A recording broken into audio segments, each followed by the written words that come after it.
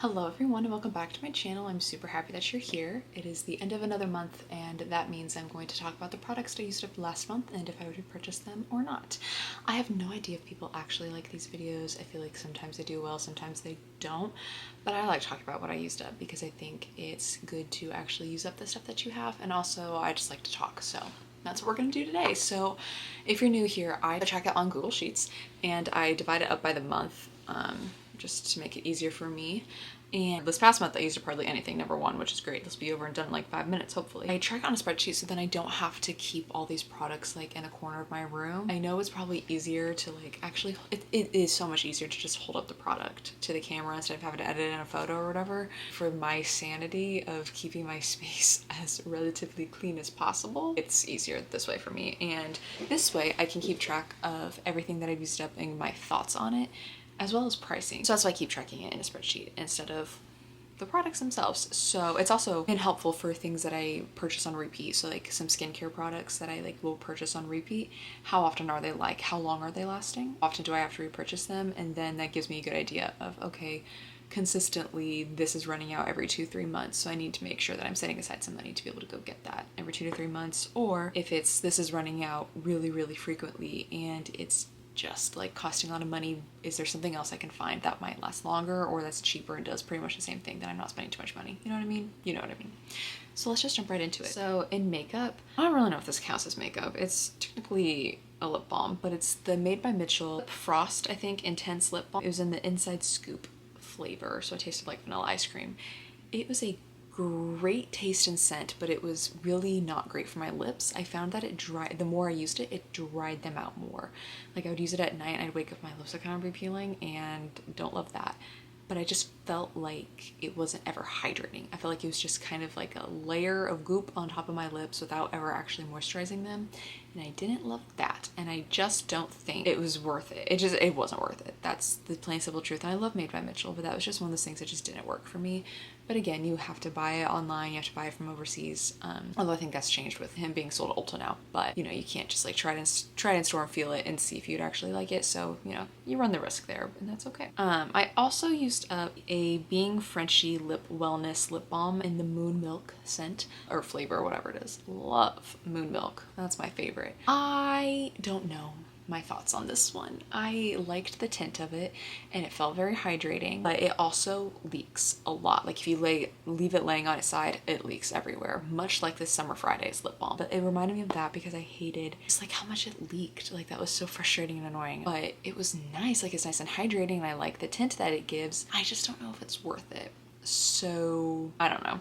I really can't make up my mind, and I love the Tower 28 lip balms, like those little lippies that they have. I think that they're great. Even like the clear version and the tinted versions, I love them so much. I feel like everything I've been using, I've been comparing to the Tower 28 ones, and nothing is better in my opinion. It just, those work really well for me and I really love them. So I think it's just time for me to accept that I just need to stick with like the Tower 28 ones because I think that those work really well and I really like them. Love Being Frenshe, do not get me wrong, that is like one of my favorite brands. That particular product is just not for me, and that's okay. In hair care, I used up a mini of the Batiste Sweat Activated Dry Shampoo. I like it, it's great, it smells nice. I think it's great. I think that the regular dry shampoo is just as good, so I don't know that you necessarily need the Sweat Activated necessarily, but I like the Batiste dry shampoo, so I don't think you could go wrong. But I think just like your regular like normal colored one for your hair, that also works just as well, and I think I might prefer that one because I'm getting a lot of gray hair, so it covers up my gray hairs a little bit better.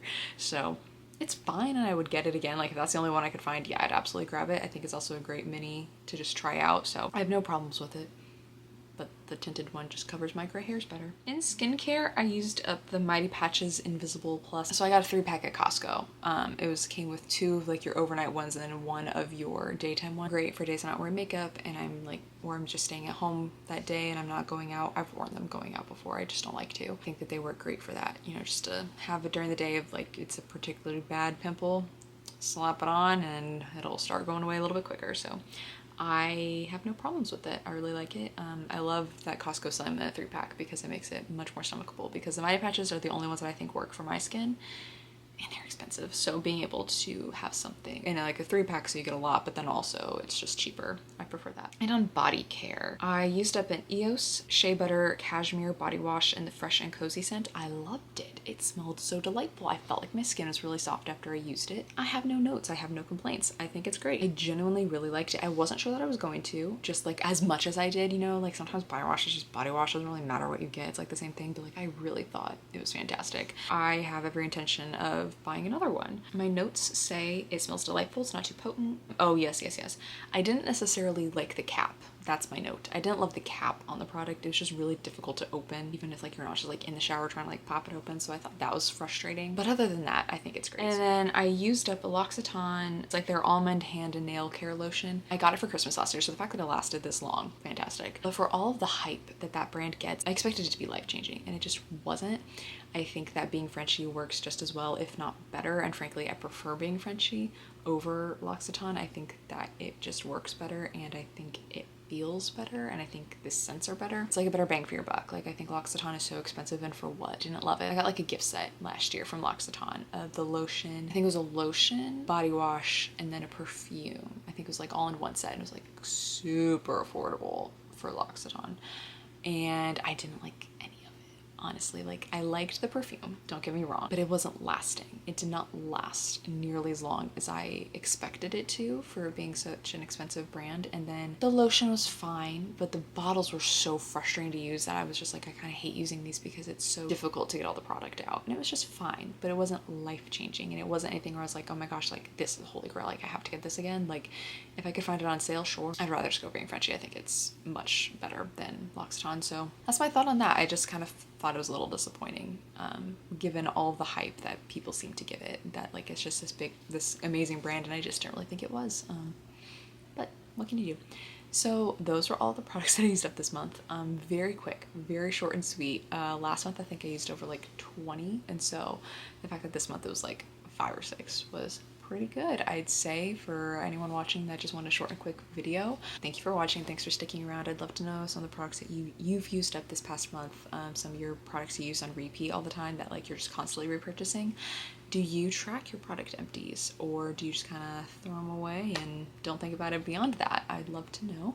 And any video ideas that you want to see, like what are some things you want to see? Using different makeup, reviewing makeup, I don't know. You tell me, let me know, or even just like, I don't know, talking about some kind of topic. It doesn't necessarily have to be beauty related. I'm open to hearing. But yeah, so thanks for watching. Thanks for tagging along. If you want to see more videos, I'd love it if you give me a big thumbs up on this video, and go ahead and hit that subscribe button and leave a comment as well.